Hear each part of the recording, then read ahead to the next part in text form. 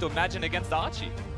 And now as we enter picks and bans, we're going to find out exactly what both teams want to bring to the table, what special strategies they have, and for that, it's all eyes on GIGABYTE Marines. But for now, it's just the bans, Ezreal, Jarvan, and Kalista taking off the board. Kalista being banned here by the GIGABYTE Marines, that was one of the biggest picks for No Way in the, dominating their entire region. The other big picks for these guys, if you haven't been tracking them, Syndra and Kassadin are big for Optimus. He's played a ton of those. And of course, Levi, the star. You remember his Lee Sin, but also the Jarvan and Elise, big early game playmaking. Yeah, mid lane, one of those shared champion pools that we'll have to be looking towards as well. But the Kalista ban, as you mentioned, good respect from the GIGABYTE Marines, good awareness of what the meta is at World so far. And interesting that Fnatic are the ones who take Xayah off the board, maybe hoping to be the sole owners of that Tristana power pick. Yeah, Reckless really has been huge for Fnatic. The DPS numbers just increasing for him over the split. He's even mentoring the new players on the team and taking a bigger hand in leadership. And they're going to grab him a first pick Varus here, it looks like. And interestingly, with just the Janna ban, Lulu is still going to be up and available if they choose to prioritize that. It makes a lot of sense, and there you go, 2 champions straight away. GIGABYTE Marines with the Galio as well as the Lulu, a lot of protection, yet another Ardent wielder coming into the meta. It's really good to have more tools for the GIGABYTE Marines on their side with, very large areas that they can traverse. Galio opens up a lot of playmaking. They like to kind of break the meta. They like to, shake things up much quicker.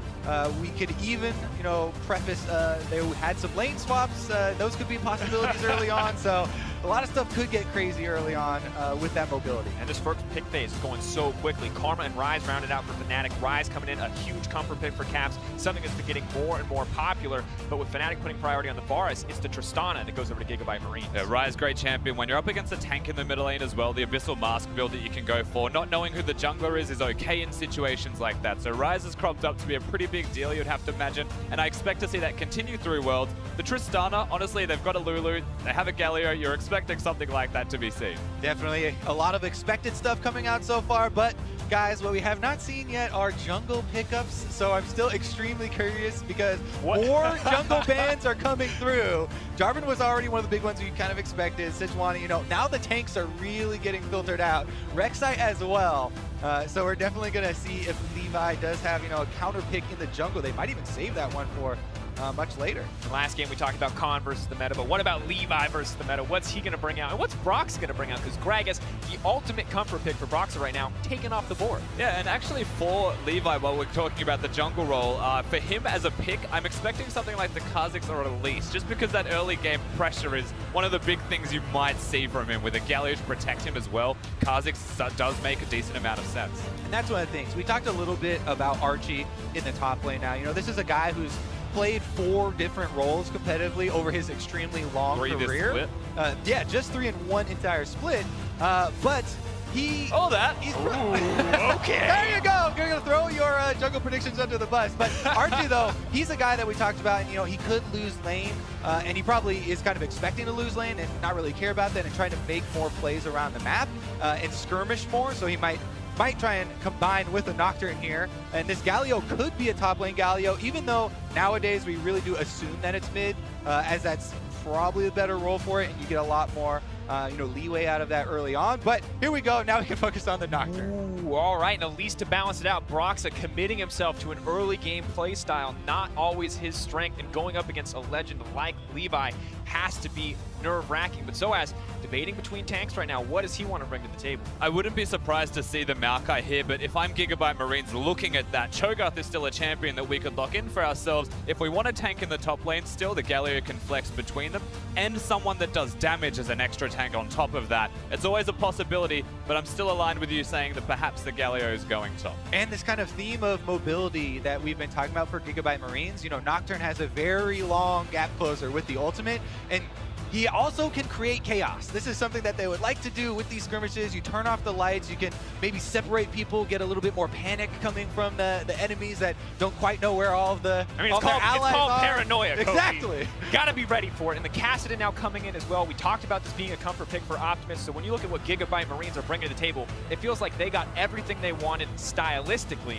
But on the other side for Fnatic, what are they bringing? How are they fighting back? They're bringing a very solid lineup here. It seems much more standard, right? You have front-to-back team fighting you can rely on. You have a powerful early game jungler that can take advantage of a Nocturne earlier on. We know we're talking about the ultimate already, but you got to get to level 6 to be able to utilize that effectively. So Fnatic seems so much more standard, and then it does look like it could be a more comfortable, setup heading into the game, which is probably good versus the Marines, where you want to have as much comfort as possible. And I just need to point out here while we're still talking, I've been slowly just keeping my eyes in the corner of the GIGABYTE Marine support and the summoner spells that he has gone for, in the hopes that he would change them. However, it looks like he hasn't changed them, so that's a heal and ignite Lulu in the bottom lane, guys. Neven is a top laner. He's looking to bring the same level of aggression down at the bottom. He's got Thunder. And this is a guy who played carries. Let's be real. This guy was not a son of the tank top lane meta. This man is about the carries. Looks like he wants to carry bot lane here. All right, I'm just excited now. They delivered, right? We had these high expectations of surprise tactics from the GIGABYTE Marines. Now they have the Galio in the top lane, less common role for him, Nocturne coming out of the jungle, and now to top it all off, as you said, the heal ignite Lulu for bottom lane. Tristana's a good champion for all-inning and kind of going for those plays, so Fnatic will have to keep that in mind, because when they did stumble, against YG a bit in the play-ins, some of those deaths from Reckless were from some unforced errors and not necessarily, checking all the boxes in the bottom lane and having enough caution down there. See what they can bring, how they can adapt. Fnatic coming into the blue side, GIGABYTE Marines on the red as we get into our 4th game of Worlds 2017 group stages. I think the spiciest pick ban so far, we can safely say. And of course, all the questions still remain to be answered. We expected this, honestly, from the GIGABYTE Marines. As abstract as it is, we didn't know which direction they would go, but now we have to look at what are they executing with this. What does the Nocturne provide? Why would a Lulu go for heal and ignite instead of having the flash? A lot of that, to me, screams bottom pressure, or wherever bottom is where the pressure is. The other thing it screams to me, kind of jungler instincts kick in. Whenever you see a champion without flash, you would want to gank that lane. So as much as, ignite and heal for bottom lane, that's cool. They can try and focus bottom and, win some skirmishes. That's actually also a vulnerability as well that you have to account for. So, maybe Broxah here on Elise is a better early game jungle champion than Levi has, with this Nocturne. He could just focus on bottom side. Yeah, definitely the case. Broxah may go down there, and the other people that might also be going down there, Kobe, is the 4 teleports that are running around. Top lane is expected. Cap's choosing to have it instead of a healer and exhaust because he knows that a lot of pressure will be going towards these other lanes, especially with a champion like Galio. And of course, there is no cleanse in the mid lane for Kassadin. So often something picked against the Elise. Maybe Broxah goes bottom lane for that no flash Lulu, but maybe Broxah can continue to impact mid in the same way he did against Hong Kong. And here we go. Super powerful leash there for the Nocturne. But who leashed Kobe? They're trying to get him off the table. And lane swaps, we did say it in Champ Select. It's a possibility. Here we go. GIGABYTE Marine's going to do this again. Bring it back. Brought it back in MSI. It's always been a controversial strategy, but they have made it work a couple of times. You can't doubt him 100%. Soaz already struggling. You can see. It's another way of also getting around, we have a Lulu with no flash that would probably be targeted by the enemy Elise. Now we're going to lane swap.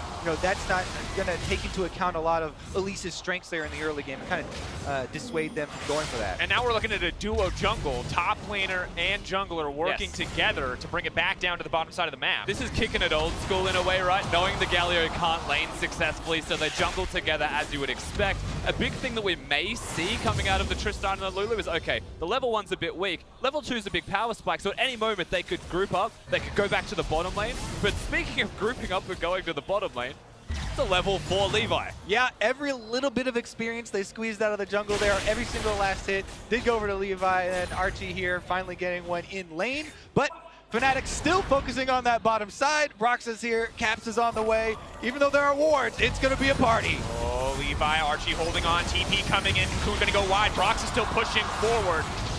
Coming out yet, first blood dropping for Fnatic, and now pulling back. GIGABYTE Marines biting off more than they can chew. They still have Elise here to continue the dive. Caps is actually going to go for it. Doesn't go down. Alive, waiting on the roof, but there's a TP coming in behind him. Oh no. Are they actually going to be able to grab? Caps needs to retreat. He's completely out of mana. Soaz running. Archie trying to taunt up. No one going to walk in range. They're trying to trade the aggro.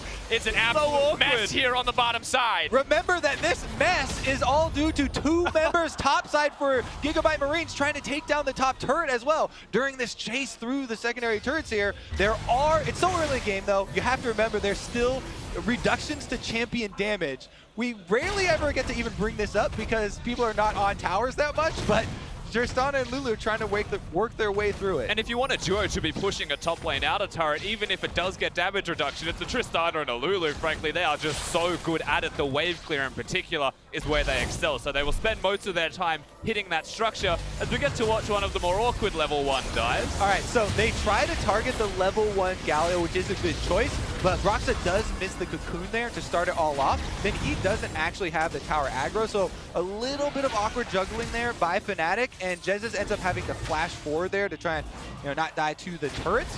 And then the teleport here does come in as well to try and delay them and buy some more time for that pushing up top. And let's be clear, that's a level 1 Maokai. He only has Sapling. Well, it's not a level 1 champion, and it's not a Maokai. Oh, they did it! It is! On the other side! Oh no, Zoaz! That's the ignite! Now we know why he takes it. No way he's gonna grab the kill. Broxah comes over the wall, Cocoon connects. Fnatic fire back. I thought you were still talking about the one on bottom side with Archie teleporting in, but top side, Zoaz goes down, and there's the extra goal going over. Zoaz, I'm pretty sure he just thought he had at least a bit closer than where she was, and he was not level 1. He ticks over to 2, but he's already dead. Remember, that's a heal ignite. You're walking towards the Lulu. She doesn't need to flash in that situation at all. Just pushing forward, Just Punch comes in. Paranoia! 5 minutes into the game! He is 2 levels higher than anyone else on his team right now. Talk about power leveling there for Levi. Is able to get it off, but Caps wants to answer again. I don't know if they can push the minion wave. Minion has to wait for it. Trying to make his way out. Taunt comes out, but Reckless is still free hitting. Zoaz comes in, finally level 2. That's enough. Caps gets a kill for himself. Welcome to World. He's going to grab another one. He might be able to take down Reckless too. He's pushing forward. That's the double for the Nocturne. And Fnatic are embracing the style a little bit here as continued roams from Caps do get them some kills, but Levi doesn't let them get out hands clean. Not quite animal style, it's a bit more carefree than that, but so calculated from both of these teams. The level 6 strategy from the Nocturne, but the immediate reactions from Fnatic, they are keeping themselves as close as they can in this game. Caps is huge.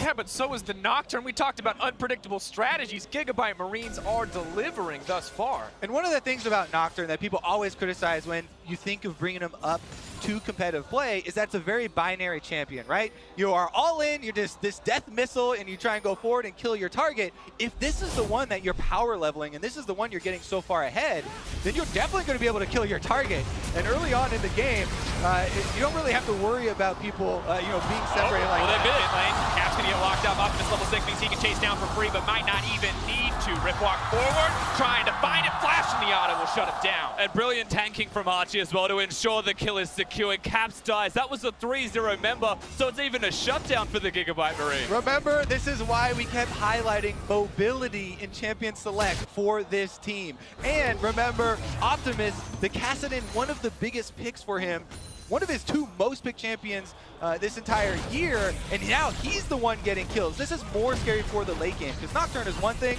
but if the Kassadin starts to get rolling as well, then Fnatic are going to have more problems on their hands. Pressure now on Fnatic to turn this back in their favor. We can see the gold lead coming in for GIGABYTE Marines. Only 7 minutes in, and they've got 1.5K in their favor.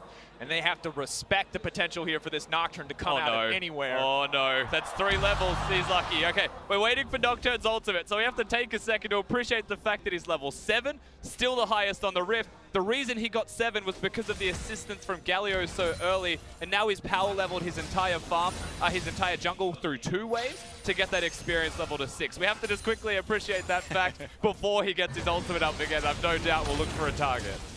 Now Archie doing what he can to hold on. It appears the pace of the game has slowed down, maybe until that Nocturne comes back, but still the pressure mounts. Well, they are chunking Archie down, and Broxah's on the bottom half of the map, but he doesn't seem to be looking for a dive. Even though Archie is defensively warding here, focus seems to be mid. Locking him up. That's going to be in trouble. Lulu going to be locked up. Paranoia comes in. Levi moving forward immediately. Caps just gets deleted. Zoaz doing what he can to fight back. Going to get knocked back in the end by the Buster shot. Levi tanking blows. Can't afford to take that tower shot, but maybe he'll make it out. Goodbye, baby. Kitty Cat's bringing it home. Gets in. Attack! And he's able to get the kill there. Double buffs there for Soaz now. They were split. They went 2 different directions with 2 towers shooting them. No Way and Levi do split up, and they're cut down. The biggest difference there, of course, is that Soaz is able to come towards the middle lane. He doesn't want any piece of 1v1ing Optimus in the side lane. Optimus with a teleport chooses not to use it. Big mistakes as well from Nevin, tanking for far too long. Important, once again, we talked about the shutdown onto Cavs, but now a shutdown onto Levi as well. Crucial for Fnatic to come back with that tower. They've just about evened up the gold, and coming into 10 minutes, there's already 12 kills. And we finally have a level 6 for the Galio, so the ultimate will be available for Archie now to join halfway across the map almost, and really get every player now involved in every single skirmish. Of course, we just saw the level 6 from Soaz on top of that. He's not going to have an ultimate, but Archie, big trouble. Move forward, the heal for movement speed. They're just chasing him down. The minion wave going to block any potential cocoons. He leaps right back into the thick of it. Archie is a man without fear, because here comes the Kassadin. But was it the right call? Looks like it will just be the disengage. Caps, though, man on a mission. In comes Reckless. That's the CC. Takes down Archie. There's a reason that we evolved to have fear, though. It can be safe to have fear. All right, he ends up going back in, and they do give up a kill, but whenever everyone's collapsing like this, there's still a pushing Tristana. No Way's gonna get the tower in mid lane. Let me remind you that entire play started by Jez's a level 5 Karma, flashing and healing over the wall. Here comes the teleport. Oh, Dragon is going to get secured by Fnatic. They're backing off in the pit. See if the CC wants to come in. All 4 members going to make it out safely. Nice escape. Really good, clean play from Fnatic. Of course, it was a trade that wasn't ideal given the mid lane structure went down. Nevin, the real MVP, for having the polymorph onto Rise in that situation. And Levi, I have to mention, as they were fighting, just casually doing Gromp next to them. He knew the goal wasn't to fight at all. And the most interesting thing here, when we talked about this matchup before the cast, John, we talked about Reckless. Maybe he'll find an edge. Reckless is nowhere to be seen. It's all about Jesus and Broxa everywhere on the map. All right, they flash over the wall. They heal to get in range, and then Archie actually turns around on them, communicating with Optimus there to try and burst down Broxa. They actually get the repel out early, but there's Reckless on your screen, flashing forward and grabbing the kill. And then, of course, the interrupt is going to secure them a tower. Levi gets his Gromp as well. God forbid he doesn't get that one. The GIGABYTE Marines are keeping in this very well. And so much just goes out the window. We talk about lane matchups. If no one goes to the lane you expect them to, not a lot is going to work out as expected. And Fnatic have to keep matching this breakneck pace, GIGABYTE Marines. Yeah, and honestly, if you're going to turn the game into this type of style, you kind of remove some of those weaknesses that we talked about where in lane you would expect to be down CS in these like standard matchups, right? They're kind of taking that equation out of this game. And if you remove the 1 extra turret, I mean, this game is basically tied here. So GIGABYTE Marines, they do have this extra gold lead right now with the extra turret that they have down. And you have the added room that you can try and create plays on. But Fnatic are actually very close in this. And whilst it's only 1,000 gold, there is a notable item difference between 80 carries right now. And that is something that you'd say is substantial, can result in a play on the map if they're able to use it. Unfortunately, not this time. No Drake to be seen either. I might want to put them on the other side of the map. This is also already the most kills in a game at Worlds, and we're only 12 minutes in. At the pace we're going, I'm ready for 40. Kobe, I'm ready for an absolute bloodbath, and so as should be too, because Neven and No Way are here, and they're ready for a fight. Now we're going to finally back off on the bottom side. We turn our attention back to the mid lane. 4 members strong from Fnatic. Yeah. Optimus debating what to do here, but looks like Soaz is going to be Here they pressured go. out. They need to make a play in the mid lane as Soaz is doomed to fall here. Tries to twist his advance back. A little bit of healing. I don't think he's going to be able to save his way out of that one. No Way on a killing spree. RNG's just the real MVP. Gives the crit for No Way as he's about to try and escape under the structure. The back and forth, the ebb and flow of fighting whenever Fnatic are visible. All right, I want to try and get out in front of a play before all these things start breaking out now. And let's talk about ultimates that are available. Nocturne plus Galio. Both of them, it is a level 9 jungle and a level 7 Galio. Levels may be switched here, but that is a huge combo, especially with the possibility of Kassadin chasing people down.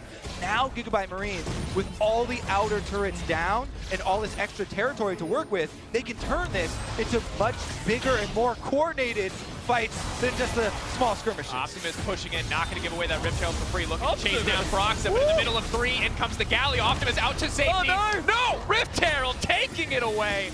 Has Fnatic's back in that one.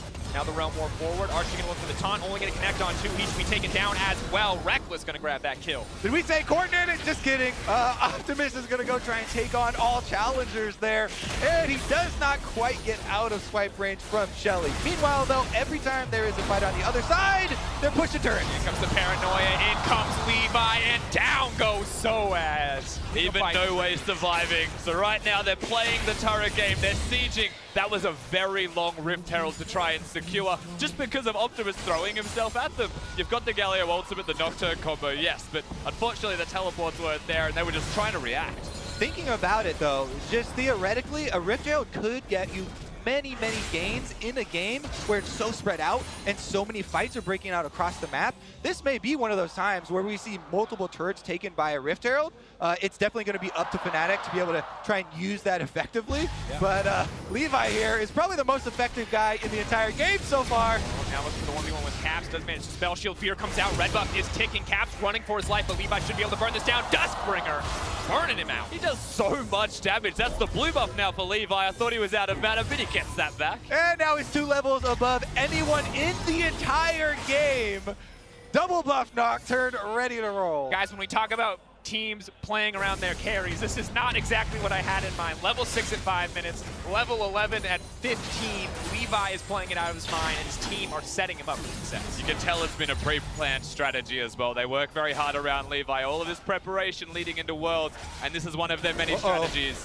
Has to be careful here. Is locked up. Spell Shield's not going to save him from that. As soon as we praise him, he goes right back down. They are pushing both lanes on either side of him, but Fnatic are able to collapse. They take down the extremely high-level jungler. And let me remind you, there are catch-up mechanics in this game. He is the highest level there, so they did get some bonuses as far as shutting down as well. So much of this game. That Herald.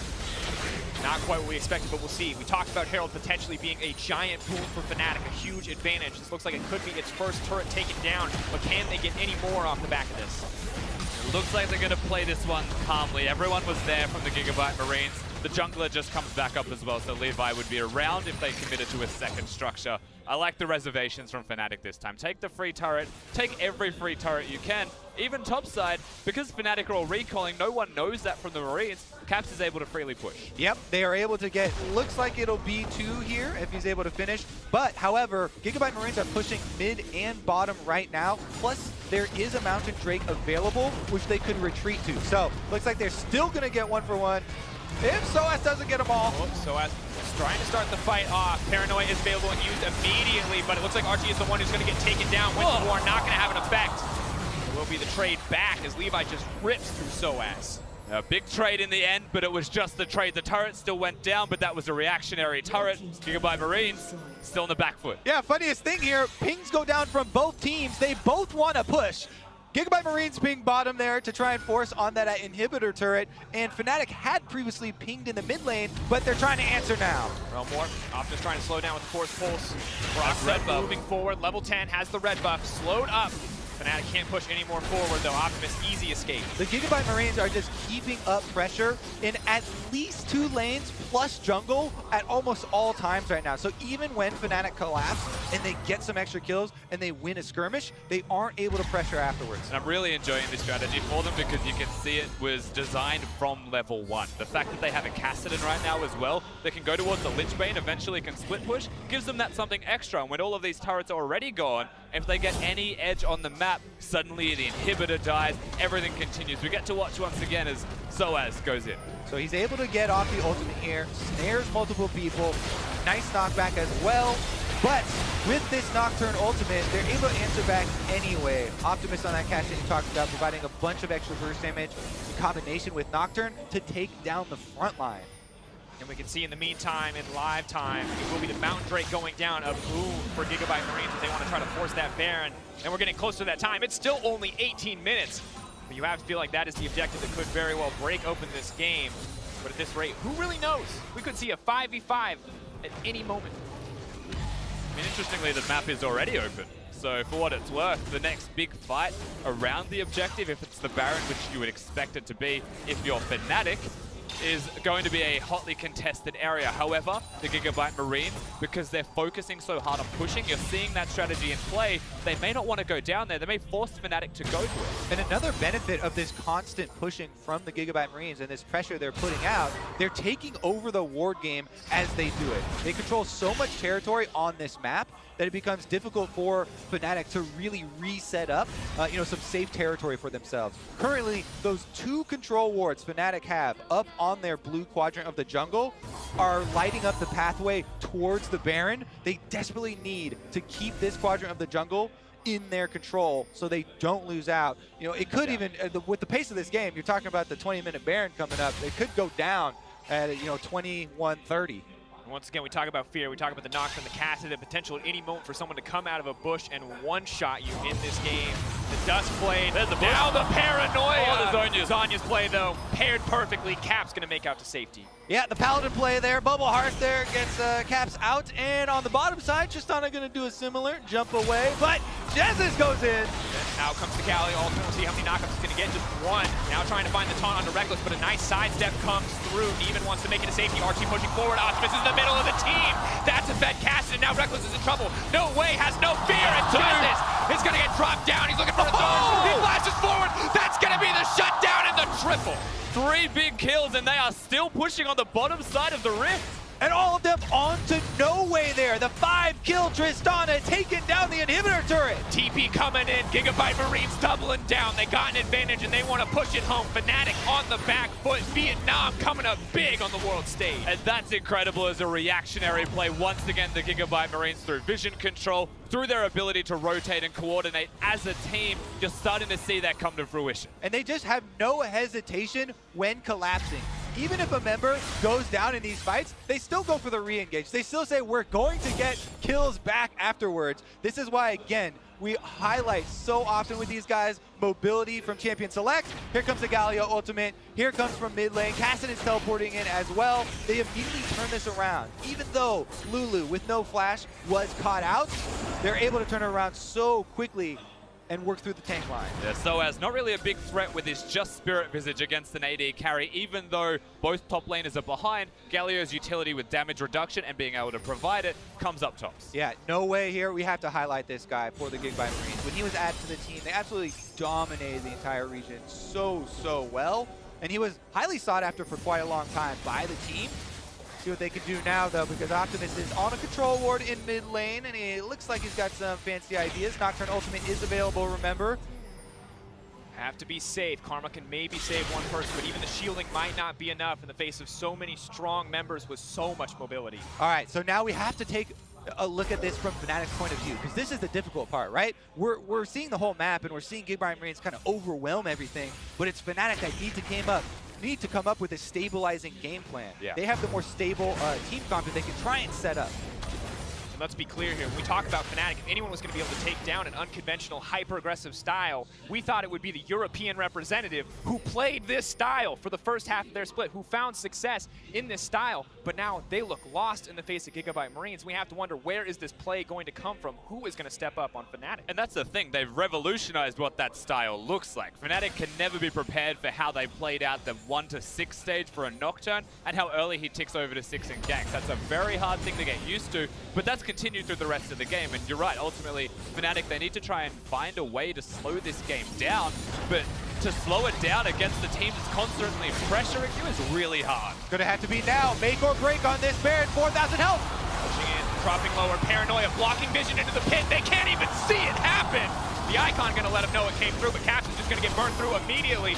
Making the Paladin play to make it out once again. Soaz leaping forward. Reckless still untouched on the backside, but the tanks are already dropping. Fnatic is getting routed. The Baron dropping in the favor of GIGABYTE Marines. They'll take a Cat Pajama Man anyway on the back half. And now they've got minions in bottom side as well that are already on the Nexus turrets. Optimus is chasing Fnatic and trying to delay their backs as they actually circle around, and they were looking to cut off minions maybe, but not going to be the case. Optimus might be cleaned up, but the rest of the team is moving into the base. Galio comes down.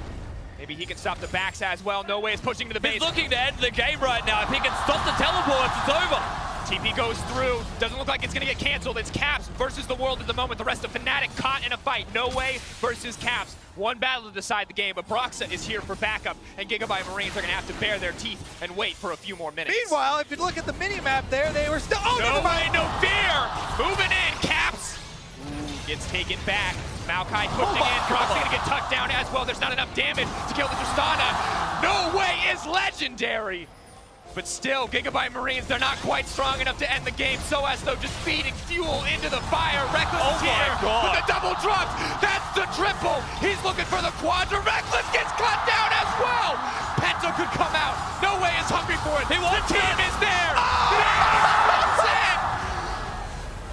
It's a legendary 11-kill Tristana, and Optimus takes the Penta. GIGABYTE Marines are going to take the game. GIGABYTE Marines taking down the third seed from Europe. A first blow for Vietnam. What a performance from the GIGABYTE Marines. From the beginning of the game to the very end, they had a plan, and they executed on that strategy. Fnatic left not knowing what to do. Woo. Yeah, you said it, Kobe. Woo. An insanely high-paced game, and it's been breakneck pace in our first three. This one just topping up. GIGABYTE Marines say, hey, you think you can play a fast game? We can do one better. And still, I think we're never prepared for what GIGABYTE Marines bring to the table. As much as we prep, as much as we talk about imagination, they always seem to think of something that just feels impossible to anybody else. They make breaking the meta look so good.